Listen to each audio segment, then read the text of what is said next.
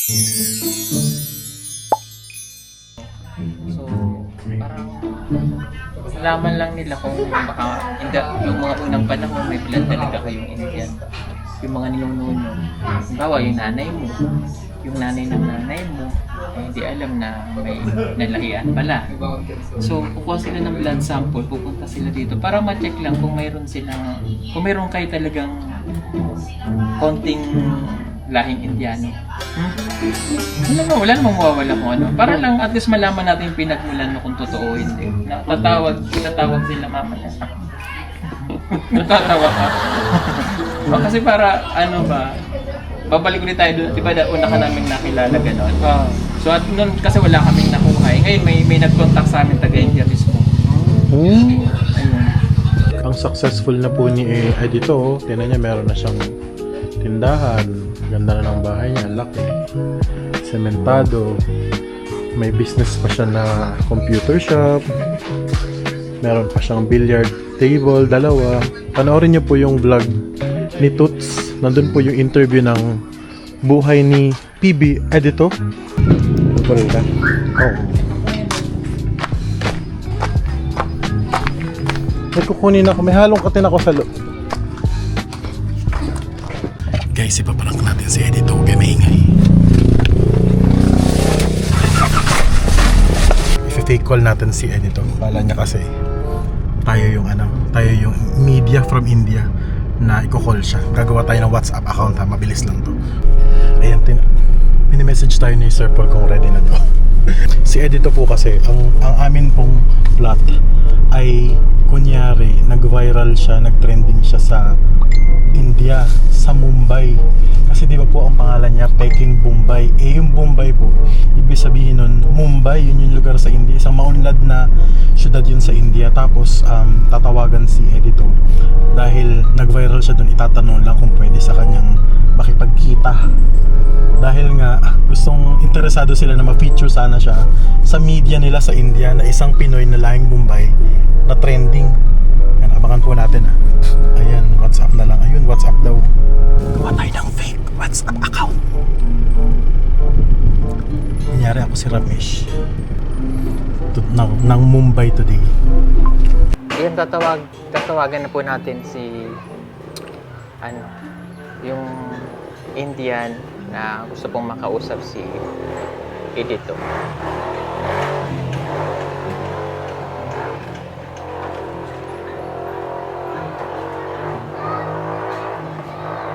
Kinakabahan ka?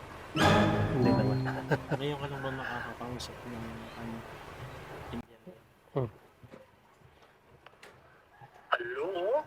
Hello? Hello, Am I sir. speaking with Mr. Paul Joseph Barcelona? I need interpreter. Hello? Yes. Hello? Yes. I'd like to speak with Mr. Paul Joseph Cassiana. Yes, Paul Joseph is with me. He can actually hear you. Mr. Paul, who am I talking to? This is Jason. I'm Paul Joseph's friend. Mr. Paul Joseph's friend. I would like to speak to Mr. Paul Joseph himself about the matter that I emailed about him. Oh, okay. You can actually talk to me directly. You can relate to me the message that you want to say. By the way, Paul Joseph can actually hear our conversation, so it should be okay. Oh, okay. So, okay. No problem. I'm actually calling you from Mumbai today. Mr. Paul Joseph knows me because I contacted him a while ago about an interview that I would like to schedule with Mr. Edito. Yes, okay. Yeah, we actually have Edito as well with us. You can talk to him. So what's going to happen is I will translate your message into Filipino. Sabing mamaya na yan eh. Hindi ako makapag-concentrate dito sa ginagawa ko. Okay. This is about a trending video that recently became popular in India, particularly in Mumbai, about Mr. Edito, about him living in the province and recently becoming a viral trend in the Philippines. Are you able to connect me to Mr. Edito at the moment? Yeah. I also have Edito with us. He can hear our conversation as well. Just let me Okay. explain a bit what's going to happen, just so he's aware about the our conversation. Okay.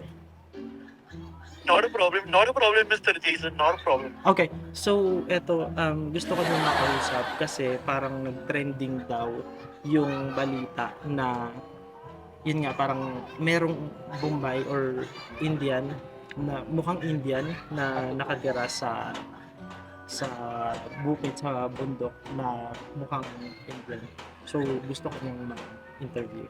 Okay lang po. Okay. So he's okay with the interview. Thank you very much. Thank you very much. I just wanted to be sure that this is the consent of Mr. Edito and no one is forcing him to participate in the interview. Mhm. So gusto niya lang siguraduhin na okay sa iyo na mag-interview. Okay sa iyo. Ayos lang po. Okay lang. Yes, okay, he agreed to it. Thank you, thank you. Good afternoon, Mr. Edito. It is morning from here in Mumbai, and my name is Ramesh Kumar. I'm calling you from Mumbai TV in Mumbai, in India. How are you feeling today? I'm fine. Okay lang po. He said he's okay. He's doing well. That's very good to hear. That's very good to hear. I would like to talk to him about where he is from. Could you please ask him where he is from, what his full name is, and what is his job right now? Or if he is still studying, could you tell me if he is still studying? Mhm. So gusto niya malaman ano daw yung totoo mong pangalan, ano yung ginagawa mo ngayon o kung nag-aaral ka pa. Ngayon hindi na ako nag-aaral. So, sumama na ako sa PB team. So, yun ang ginagawa ko ngayon. How about your full name? Yung buong pangalan mo. Yun na, Edito Salim Magton. Salim Magton. Okay. So his full name is Edito Salim Magton. Currently, he is no longer a student. Currently, he's part of the PB team, Pugong Biyahero team. That's actually a team which do charity work here in the Philippines. Thank you. I'm actually aware of the PB team because it recently trended here in Mumbai because of the charity that they've been doing alongside Mr. Edito. Thank you, Mr. Edito, for that answer. Now, my question to you is, how long have you been part of the PB team? Gaano katagal ka na daw na part ng PB team? Since 2023. 2023 na. Since Simula. Okay. So he's been part of the PB team since 2023, so it's like 2 years already. Okay, that's very good. And could you please ask Mr. Edito what has made him decide to become part of the vlogging team? Because we thought that he was part of the team. He used to be part of the community that is being helped by the team. But now he's part of the vlogging team. What made him decide to become part of the vlogging team? Mhm. So ano daw yung naging dahilan bakit ka nagdesisyon na maging part ka ng vlogging team? Kasi dati daw ang akala nila is part ka nung tinutulungan na ng Pugong Biyahero team. Dahil po sa gusto din ni Sir Paul nga makahawa sa kalisod, mga sabi niya sa akin nga sama ka na lang sa team para maano sa kahirapan. Kaya ngayon ay napasama ko sa team. Okay, so he was actually encouraged by Paul Joseph himself to be part of the Pugong Biyahero team so that he will be able to help as well with the unfortunate people here in the province. And I thank you. Wow, that's very good. That's very, very commendable of Mr. Edito to help his community after he's been helped by the PB team before. Now, my question to Mr. Edito is he aware that he's very, very popular in certain parts of India at the moment?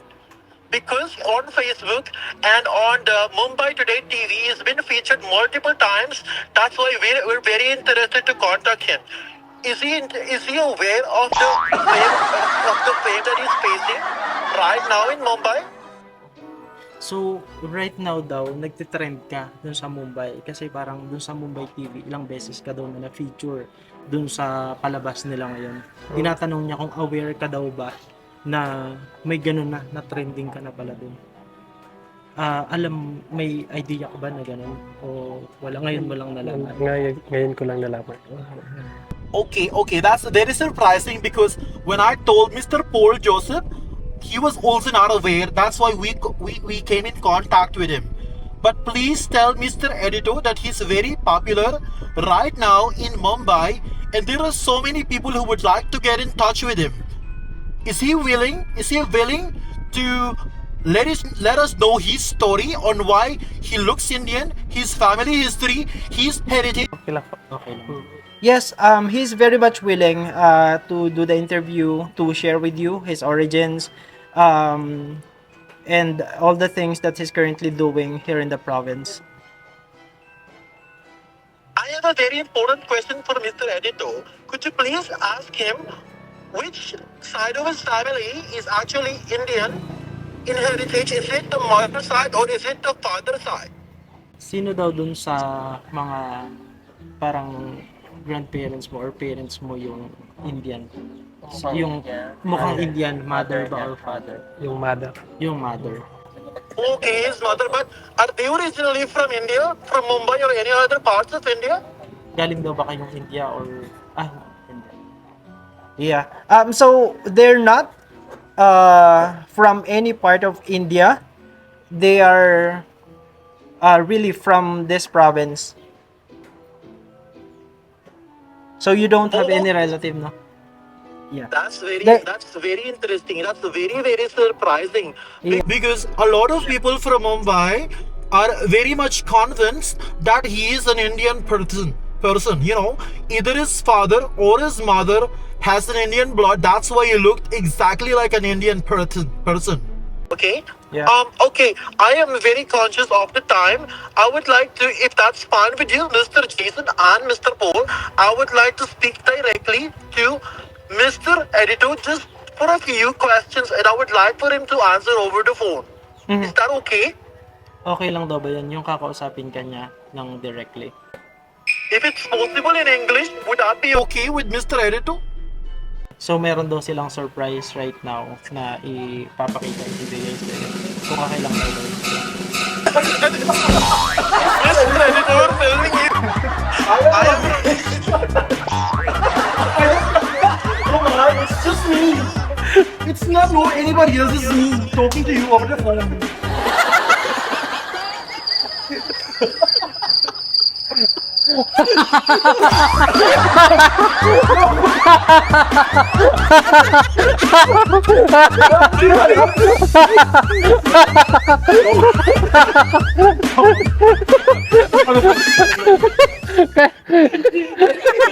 Ikaw pala? Hindi.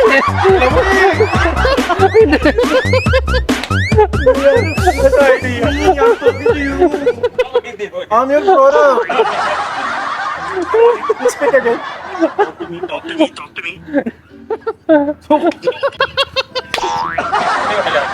Naniwala. Hindi.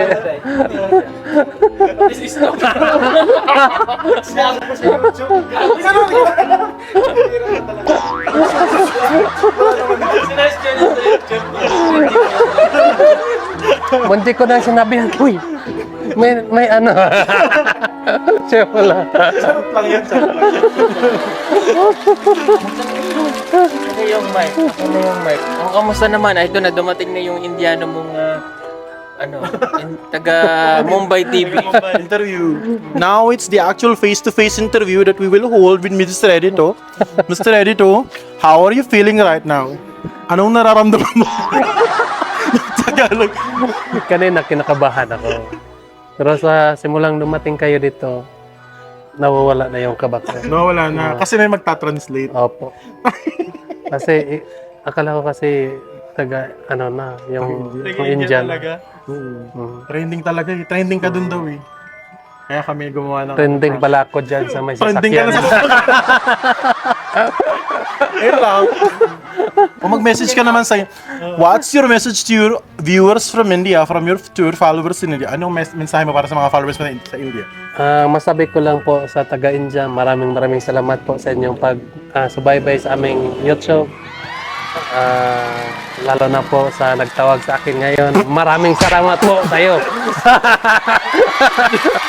Kalokohan lang yun. Pati pala system. Yun lang. Salamat po sa mga viewers natin sa India. We would like to thank all the viewers and followers of the PB team, especially JRTV and Peckham Mumbai channel from all across India and all across the world. Thank you very much for subscribing and for following us. Yun lang. Thank you! Thank you. Ulit.